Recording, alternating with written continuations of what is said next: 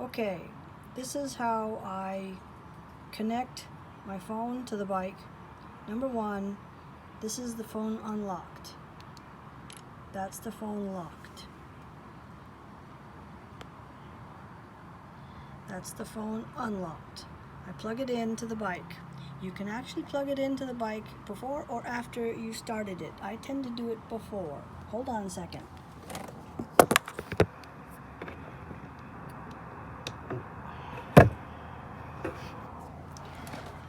Okay, now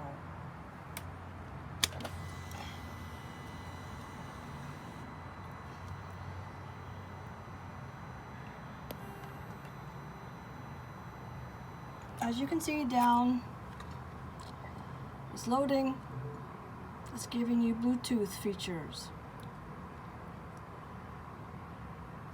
I tend to be putting my gloves on while this is happening because it does take a few seconds. Eventually you will see these symbols change, showing phone status, battery status, and signal status. When you see the radio come up, you'll notice, because my phone is on the dash, BRP comes up and then the phone goes dark. The reason you're not hearing any music is that I've got the music coming through the headset, which I don't have on. Now you can hit the button on the back, and I have it set up so that when I go into BRP Connect, it instantly opens the Musics app so that I can start playing music. Push the joystick all the way in and hold it, and you get your apps. These are the apps that I use the most. I don't use Genius as much. Phobo 2 should be out soon. AccuWeather just tells me what I already know. These two are tracking apps similar to Rever. I've not really used them yet. This one here is brand new. I haven't opened it yet, so we're going to open it now. I push into select and I hit start, and the phone tells me that I need to give it permission. So I say open, and now it's opened that. It'll go black and the phone will go black. But now, whenever you start a new app, that's what's going to need to be done. When it comes to the GPS apps, you're going to need to give it permission, and you're also going to have to pay a vehicle connectivity fee in order for it to work in the vehicle. I remember helping someone else where they could see the route in the phone, but when they connected it to the dash, they couldn't see the route in the dash. And we found that you have to set the permissions. If you need that information, I can go into that later. Right now, we're just doing, I like Sygic.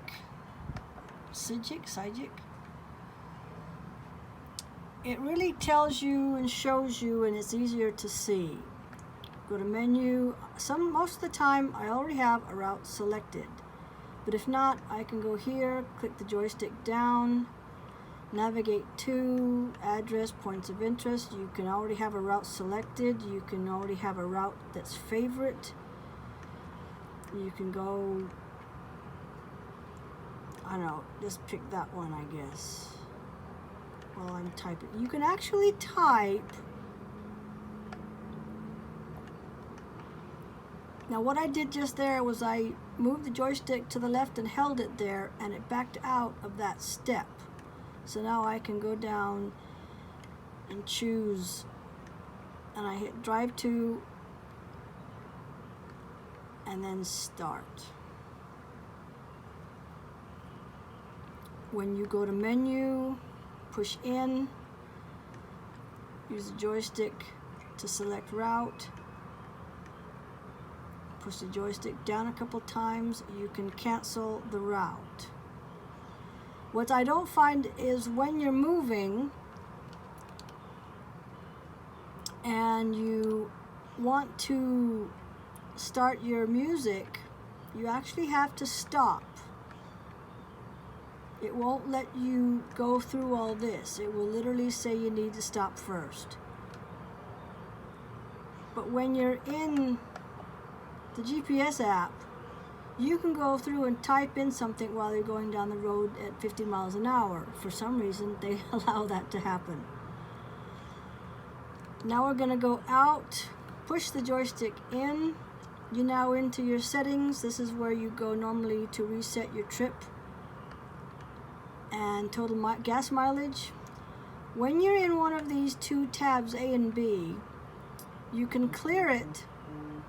Now I'm getting a phone call. Why am I getting a phone call? I don't need a phone call. Telemarketers can take a hike. But while you're in these, if you push the joystick down and hold it, you will clear these numbers. If you push the joystick and hold it up, basically now I see my trip meter. But if you go back to total and push the joystick up, I now see my total miles. Push the joystick in, push the joystick down, push the joystick to the right, then down, about.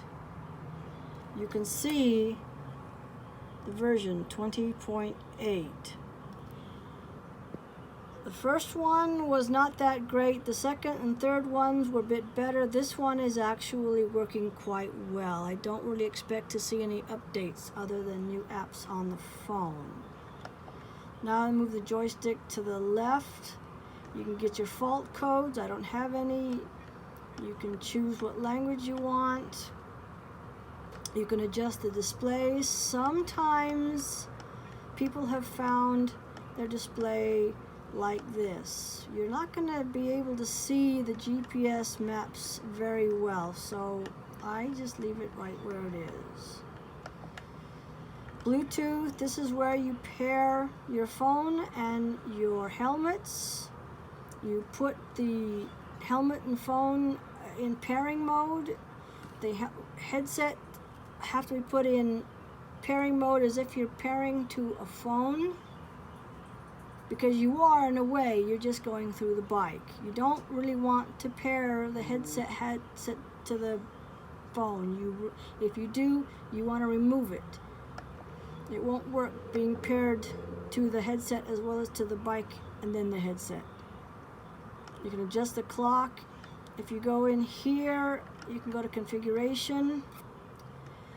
You can go audio out. This is only with the 20.8 version, but you can have audio in speakers or helmets. You can't have music in helmets and audio, GPS in speakers. You can either have it all in one or all in the other. You can adjust other parts of your music and choose to listen to auxiliary music if you want to. Then of course there's the phone.